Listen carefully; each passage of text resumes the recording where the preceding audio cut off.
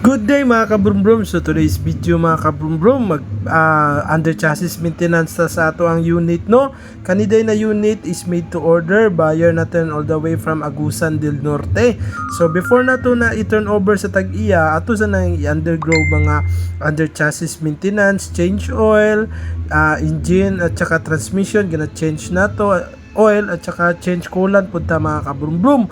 Man mag-check punta sa under chassis no, sa nakita ni chief mechanic ani daot daw stabilizer link, so kailangan ilisan nato mga kabrumbrum. At sa braking system ato po nang gina-check, gina-double check ginato na mga kabrumbrum, mo na atong ginatawag sa ato ang natay quality assurance mga kabrumbrum no, before nato i-turn over sa Tag-iya. So di ara gyud yang ilalom mga kabrumbrum. O gwapo pa kayo, hinog kay makina si sir, gwapo kayang unit mga kabrumbrum.